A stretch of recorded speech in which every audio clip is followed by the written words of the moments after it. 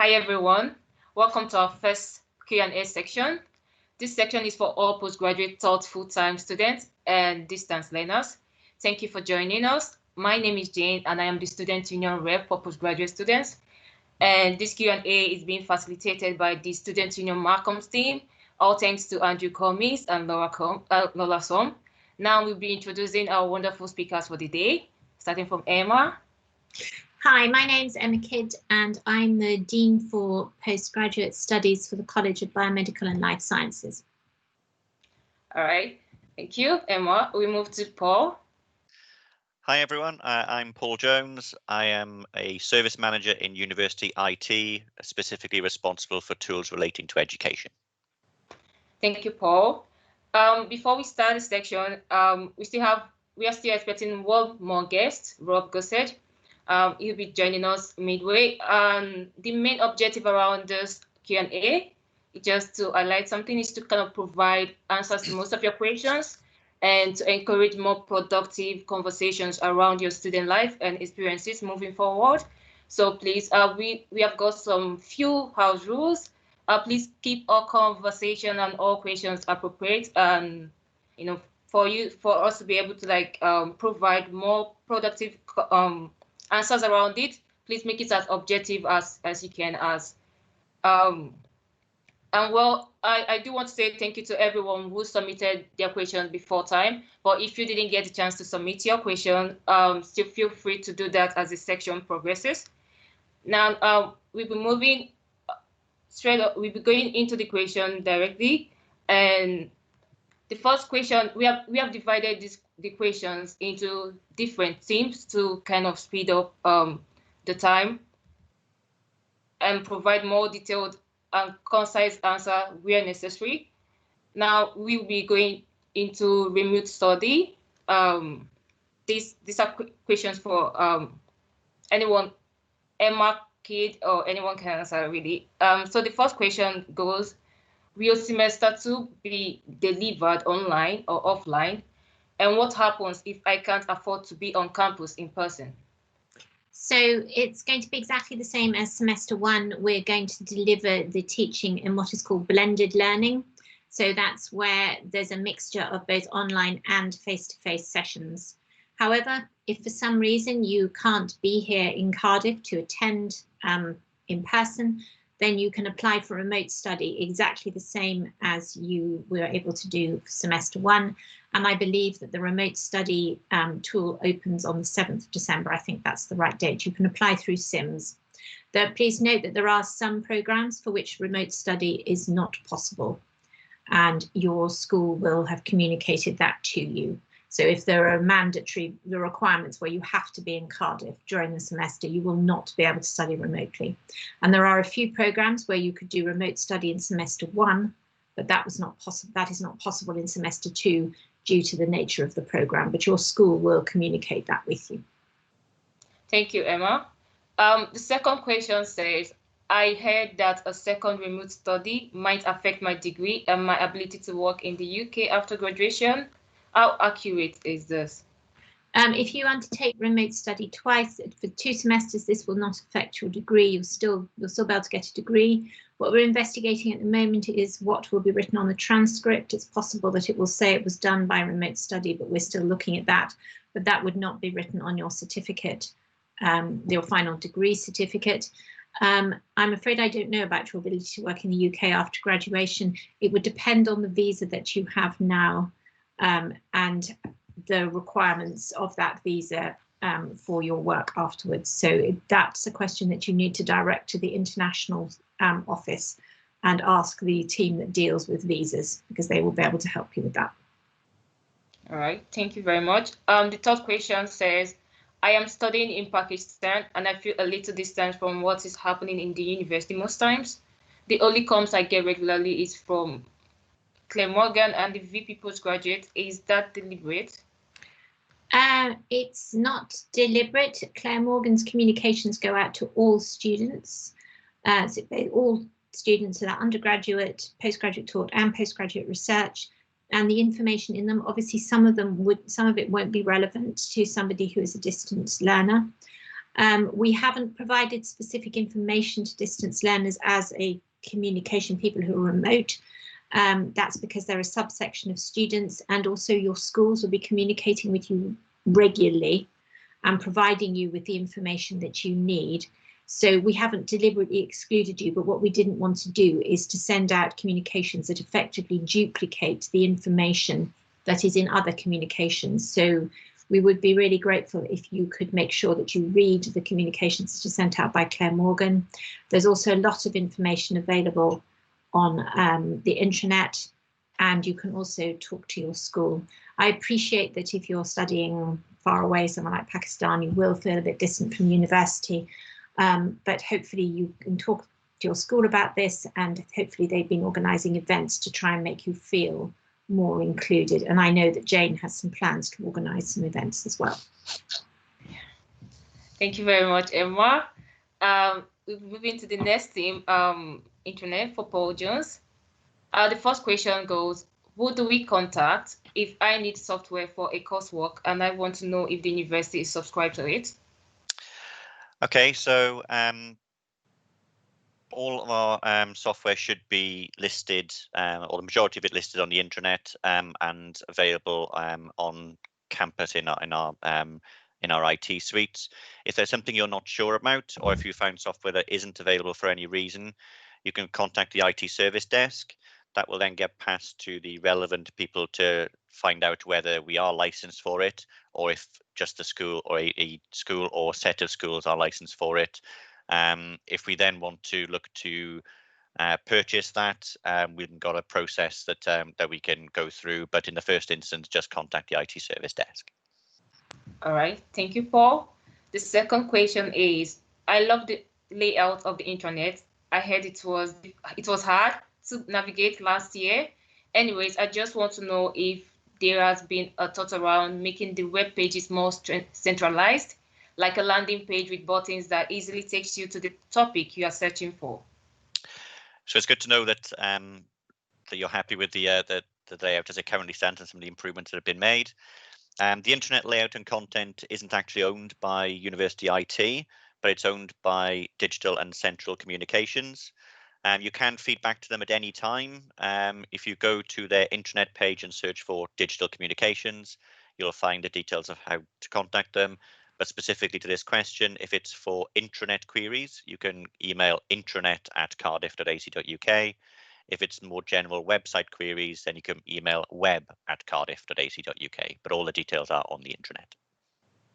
All right, thank you, Paul. The third question is, can I advertise on the intranet? I have a workshop class which I run and which I think other students would be interested in. So again, another good question. Again, reiterating that the internet content isn't actually owned by University IT. However, Digital Communications will be able to answer this question in more detail. If you search for communications on the intranet, you'll find details of how to get in touch with them. Again, specifically for this query, you can email internal comms, so all one word, internal comms @cardiff.ac.uk. And if you highlight the details of what you're looking to do, what you want to post, how long for, etc., and to what audience, then they'll be able to advise and see where they go from there. All right, thank you, Paul.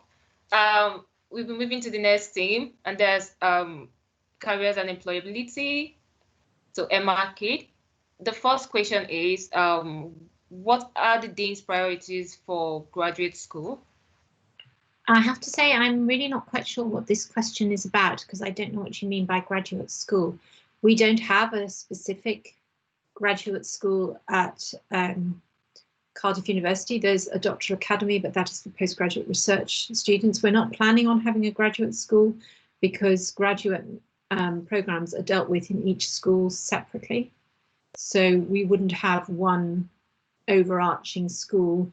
What we have are people like myself, so I'm the Dean for Postgraduate Studies for all the 7 schools in my college, and there's one for each of the other 2 colleges. And then also there's Jane as the SU representative for postgraduate students. So I hope that answers your question. All right, thank you, Emma.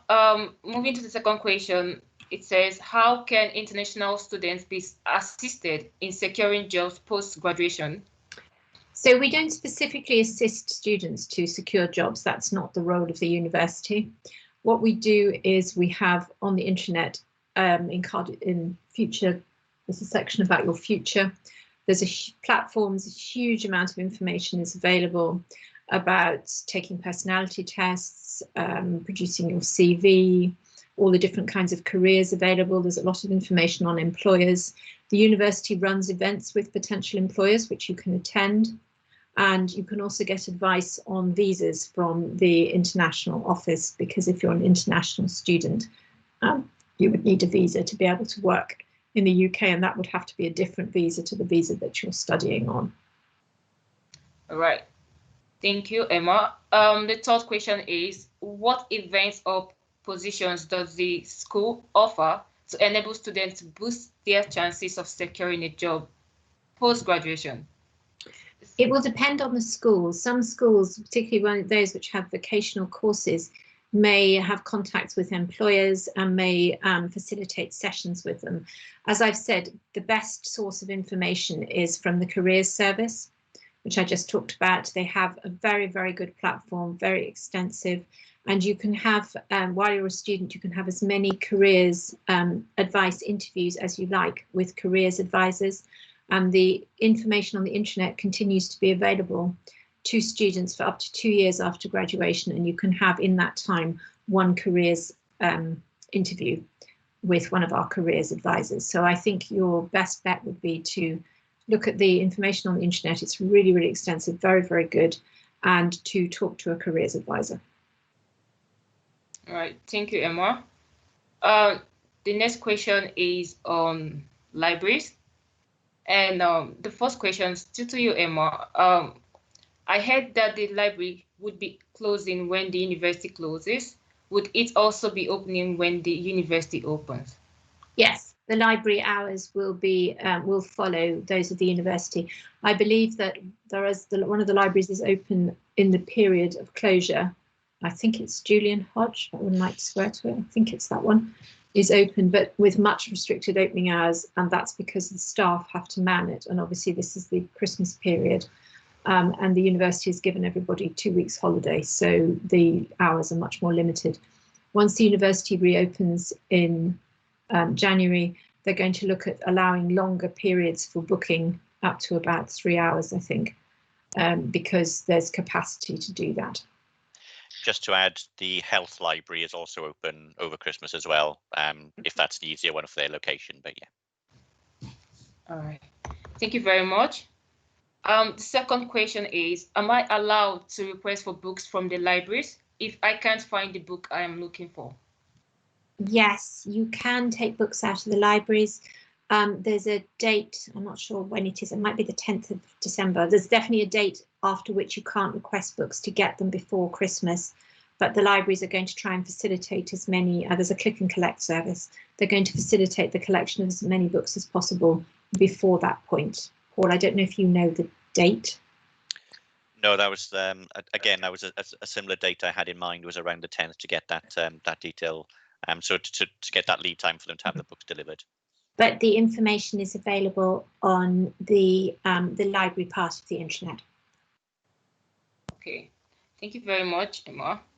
And the third question goes, in my old university, the postgraduate students have a different reading area within the library.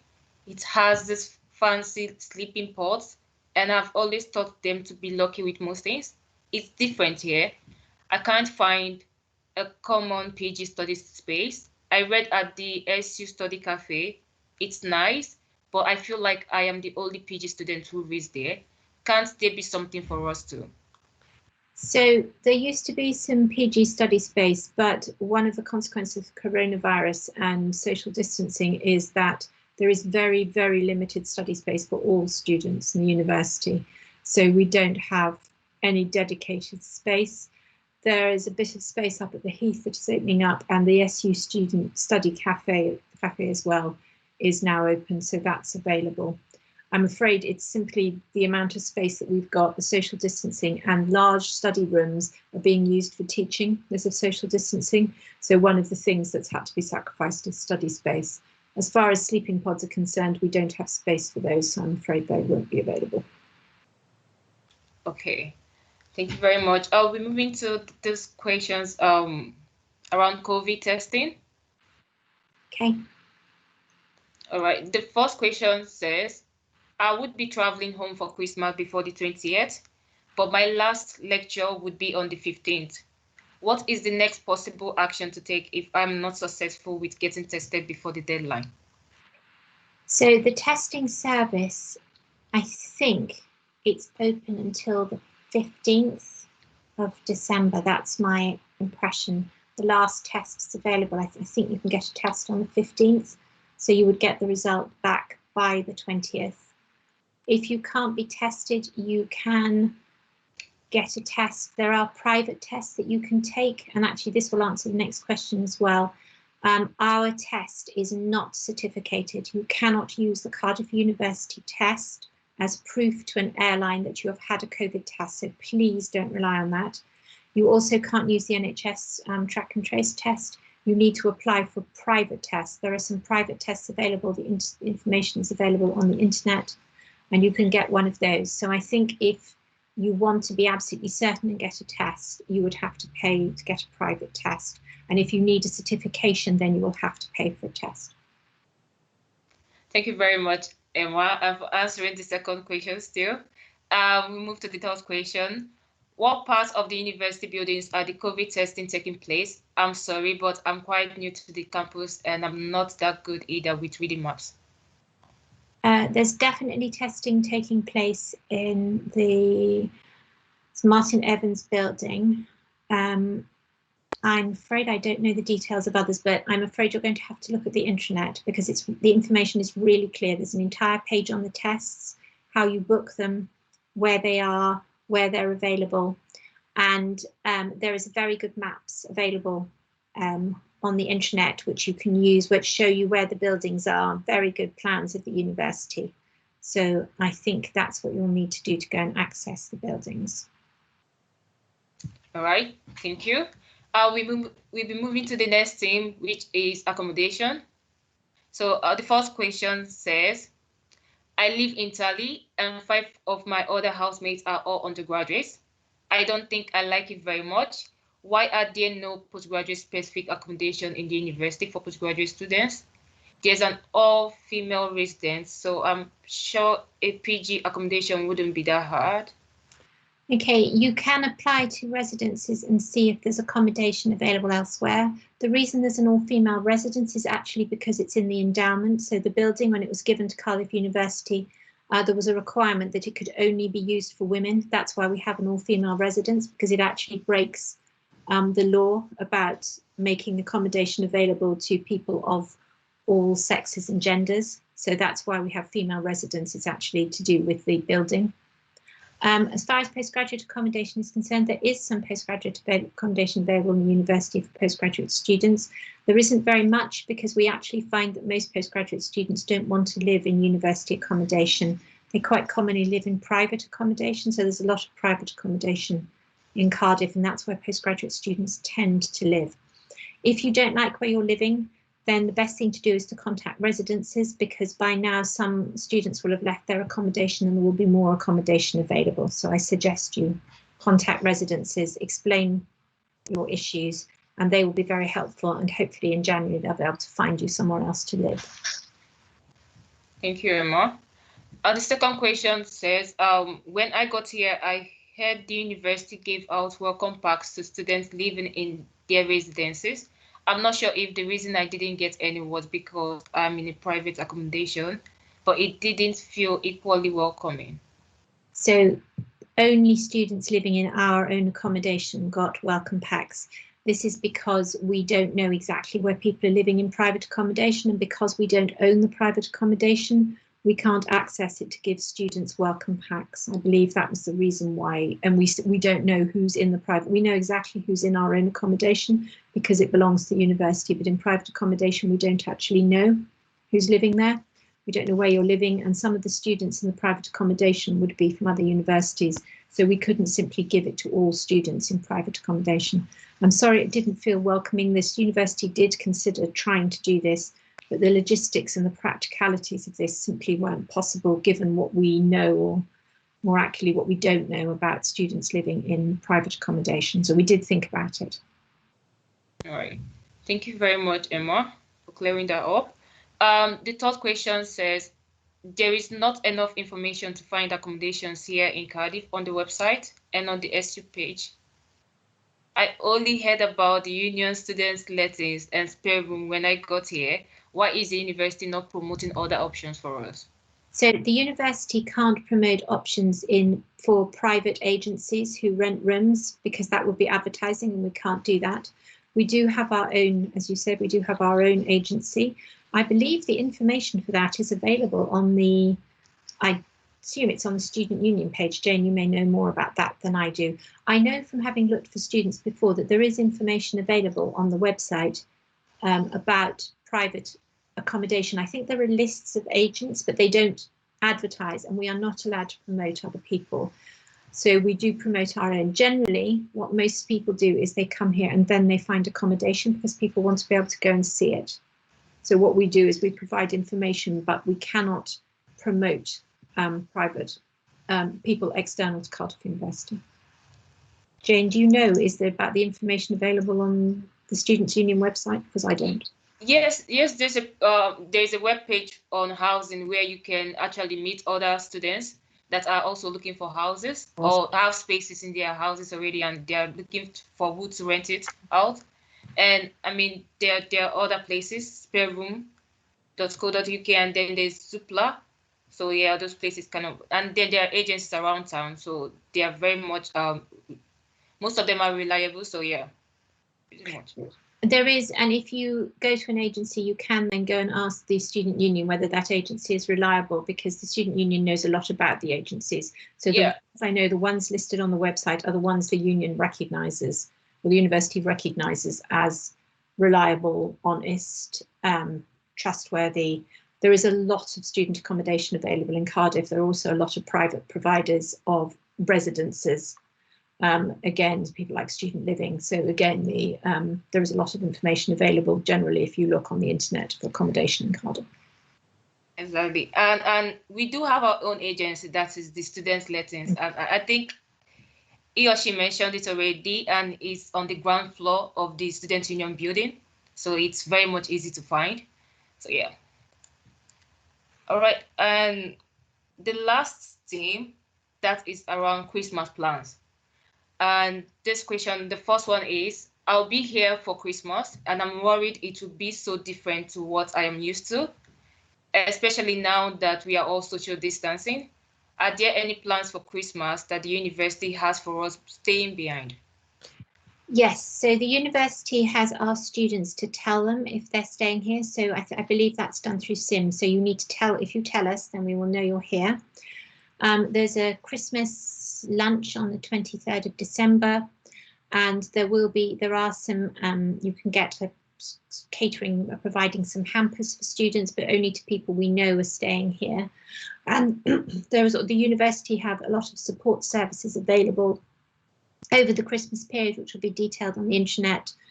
They've taken a private contractor to provide counselling and student support, and that will be available 24 hours a day. We do appreciate that it will be very different from what you're used to with social distancing, but and that is why we've put in place plans to support people. It's possible in some of the residences, some of the residents' life staff will also be available to provide things at Christmas. And Jane, I think you're doing some things as well. Yeah, I've got 2 events. That is on the 18th for international postgraduate students. That would be the Network and Mingle on the 18th of December. And then there is one for the 25th for international postgraduate students. It's a virtual dinner party. So yeah, everything is on the internet, on the Cardiff Students internet. So. Just to add as well, for those staying in Cardiff, if they want to reach out to friends and family elsewhere, you can use Zoom.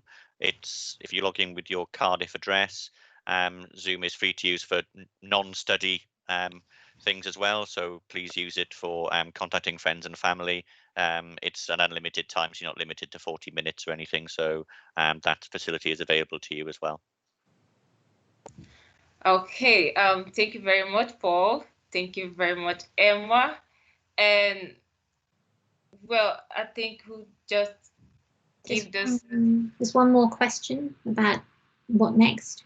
There's one more Christmas question. Oh my, yes. So the last question goes, after Christmas, what next? What will next year look like for me as a distance learner? I think this is referring to the remote study. So it will look essentially very similar to the first semester, where there will be a mixture. So if you're a distance learner, there will be a mixture of asynchronous sessions, so material provided for you to read in at your own time. That could be a mixture of videos, directed reading, books, papers, references, all sorts of things. It depends on your course. There will also be synchronous sessions. So these will be online sessions. These will be sessions where there's a member of staff, and it might be in small groups, larger groups, or it might be a larger group, which is then divided into breakout rooms. So it should look very similar to the first semester if you were here. And if you weren't here, then I've just given you a summary of, if you're starting in January, then hopefully I've just given you a summary of what it will look like. The best people to ask for this information in your school, because every single school, in fact, every program, you really need to ask your program director, because every program is doing things slightly differently, but they will provide you with either a module plan, a learning calendar, a list of what is coming up for each module and each session that you're doing. But you really need to talk to your schools about this kind of information, because this is very, very specific to your program. All right. Thank you very much, Emma. All right. So in the absence of no questions and understanding that we have covered a lot so far today, we would end this section early. And yeah, I just want to say just a few remarks. Wherever you are for this Christmas, I do know that this would be quite a little bit different from what you used to know, and because of the social distancing and because of the guidelines that we all have to keep. And for those of you who cannot get to travel to meet up with your loved ones, well, I do hope that you would find the spirit of Christmas for this holiday, and I hope that you have a wonderful break, and I hope that you stay in touch. Please keep in touch, stay in touch. There will be support services available for you during the holidays, so please stay in touch if you need to. And very much, if you can, on the 25th of December, please, if you're around, come for the virtual dinner party. It is there for that reason. So for the main reason for you not to be alone on Christmas Day. So please stay in touch, all right? And I don't know, do you have any closing remark for us, Emma? I would reiterate what you've just said. I hope that wherever you are, you manage to enjoy Christmas. I do appreciate and understand that it will be very different from previous years. But I think the main thing, hopefully, is everyone can have a bit of time off, a bit of rest, because I know it's been very tiring this semester. There's working online, doing everything very differently. So I hope that you can all have some time off. And yes, if you're available, do join Jane on the 25th of December for the dinner party. It sounds excellent. What time is it, Jane? You should tell them what time it is. Call me, sorry. She's looking it up so that you all know what time to be there. And then I did mention the movie, but we actually have a movie night scheduled for the 31st of January for next year. So keep in touch with that as well. The network and greet on the 18th of December is by 7 p.m. to 8 p.m. And the 25th of December is by 6 p.m. to 8 p.m. And they're all virtual. And very much, it's open to international postgraduate students, But if you want to join this section, feel free. It's a free word, really. So thank you guys for coming. And if you still have questions, please submit them after. We would correct them and get back to you on that. Thank you guys for coming and for joining the section. I hope we answered a lot of questions for you, and I hope we covered as much as we can for you. And well, do have a wonderful day and do have a wonderful weekend as well. So all the best. Take care of yourselves and take care of each other. Take care. Bye.